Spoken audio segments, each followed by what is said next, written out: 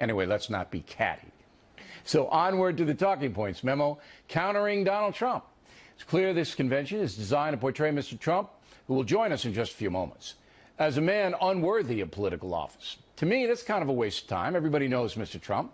Even the dimmest among us can formulate an opinion on his worthiness. What is important, however, is how the Democratic leadership is positioning the party.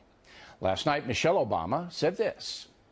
That is the story of this country, the story that has brought me to this stage tonight, the story of generations of people who felt the lash of bondage, the shame of servitude, the sting of segregation, but who kept on striving and hoping and doing what needed to be done so that today I wake up every morning in a house that was built by slaves. Don't let anyone ever tell you that this country isn't great, that somehow we need to make it great again, because this right now is the greatest country on earth. The First Lady directly repudiating the Republican mantra that the USA is in decline. By the way, I'll deal with Mrs. Obama's slave White House analysis in the tip of the day later on. Senator Elizabeth Warren also spoke last night. She had little to say other than Trump is bad and Hillary is good. Senator Warren continues to like socialism as well, but not as much as Bernie Sanders, a socialist standard bearer who's a bit disappointed the way the whole thing turned out. I understand that many people here in this convention hall and around the country are disappointed about the final results of the nominating process. I think it's fair to say that no one is more disappointed than I am.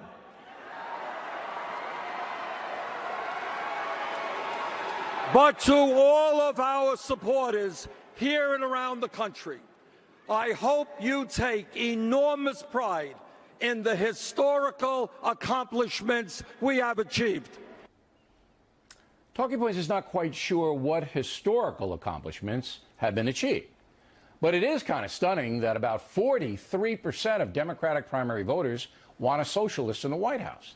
Again, that's not an accomplishment, that is a mystery.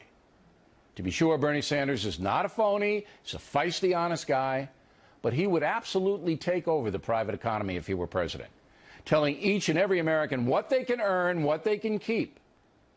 Anyway, Bernie Sanders, history for the moment. And Hillary Clinton has received her party's nomination for president. The first American woman in history to do so. Like her or not, that is an accomplishment. But whether she can effectively counter Donald Trump is all that matters right now. And that's a memo. Now for the top story. Just a few hours ago, I spoke with Mr. Trump, who was in Florida.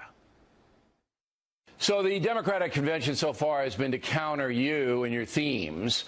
Number one is that President Obama saved the country from a depression, that he inherited such a bad economic condition in 2008 that the economy's not his fault, and he actually saved us from Armageddon.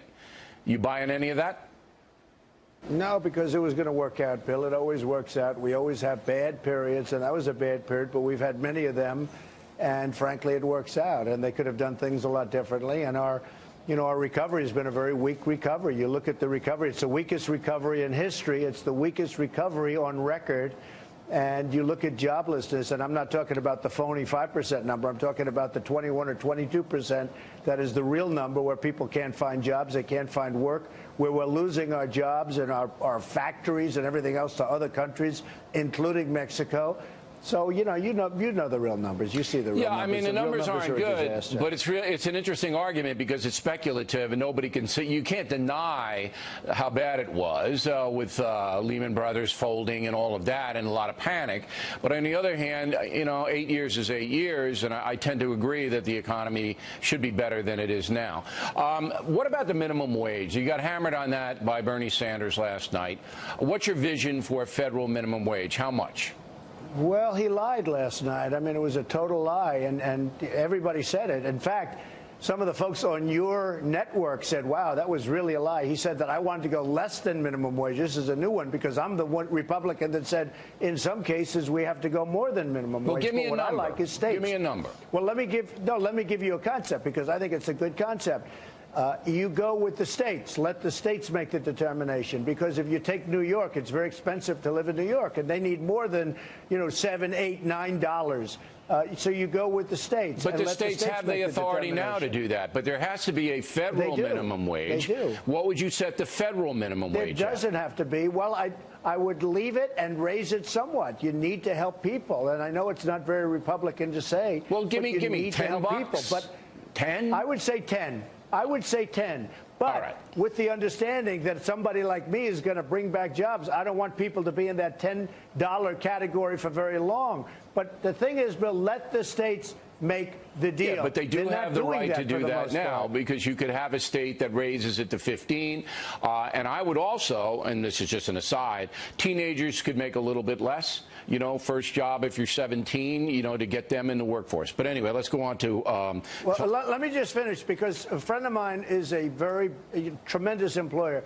And what he did is he said by raising it and by doing certain things, it took the incentive. He pays people an incentive basis. If they're really good, he gives them incentive. Nobody's ever heard of this before, but a lot of companies do it. Yeah, I know. And he said by raising it, they already get the incentive. No, I believe it should be raised. But when Bernie Sanders said that I want to go less than what the minimum wage, I mean, honestly, Bill, these people are lying much. And every fact checker said Trump never said that. So what you got you on the record is $10 minimum wage federally, and states can do what they want. No, you have me on record as saying the states are going to raise it higher than that. Yeah, and they can if they want.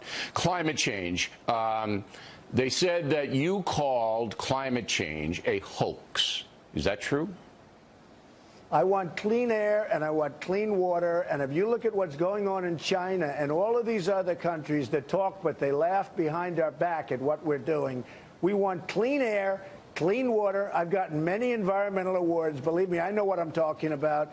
But we have to have crystal clear water and crystal clean air. But did you ever call climate change a hoax? Well, I might have, because when I look at some of the things that are going on, in fact, if you look at Europe, where they had their big summit a couple of years ago, where people were sending out emails, scientists practically calling it a hoax, and they were laughing at it. So, yeah, I probably did. Do you believe that man-made fossil fuels and gases have eroded the environment so that the sun is more intense on Earth? Because that's the basic thing. Do you believe that's happening? Well, they're saying man-made, and I say it could have a minor impact, but nothing to what they're talking about. Right. And what it's doing is putting us at a tremendous disadvantage as a country because other countries are not adhering to the rules. We are, and it makes it impossible for our businesses to compete. That's true. We're adhering to these very strict rules, and you look at China and you look at all of these other countries, practically all of them, they're not adhering to the rules, and our jobs are being jeopardized, and not being jeopardized, they're being taken away. Our companies are unable to compete. All right. NATO made some controversial comments. I just want you to clarify them because I hate taking it from the press because I agree with you that you're not going to get a fair shot in the press ever. So you got small countries in Eastern Europe that Putin might mess around with. That would trigger a response from the United States, and you kind of seem to indicate that maybe you wouldn't respond. Well, I think I've been treated fairly, reasonably on that, and the New York Times covered it fairly accurately, which is unusual for them because usually they don't. The fact is we are protecting so many countries that are not paying for the protection. They're not living up to the bargain. They're not living up to their agreement. We have an agreement. We're going to protect countries. And I like NATO. I like the concept of NATO. But it's obsolete because we don't cover terrorism. And I've been saying that for a while. And now all of a sudden, because I've been saying it, they have a division where they're going to start really covering terrorism. But I think that was because of me, not you. Well, wait a minute, Bill. Yeah, well, it was because of me. It wasn't because of you in this case, and you know that. And the other thing, and because it was obsolete. And now all of a sudden they have a division. They're going to start. No, wait a minute. When a country isn't paying us, and these are countries in some cases, in most cases, that have the ability to pay, and they're not paying because nobody's asking. We are funding 73% of the cost of NATO. So we're protecting all of these countries. They have an agreement to reimburse us and pay us, and they're not doing it. And if they're not going to do that, we have to seriously rethink at least those countries. It's very unfair. Right now, you have 5 countries that are paying their share. 5. Okay, I agree. Right. If they're not paying their share, then they get booted out of the alliance, and that's it. And you know what? Well, Bill, and you know what's been happening? People were saying, well, we have a treaty. Well, we do have a treaty. We have a treaty both ways. They're supposed to be paying. They're not paying. And the reason they're not paying because we're not asking for the money. And we are not in a, this isn't 40 years ago or 50 years ago where we can, do whatever we want to do.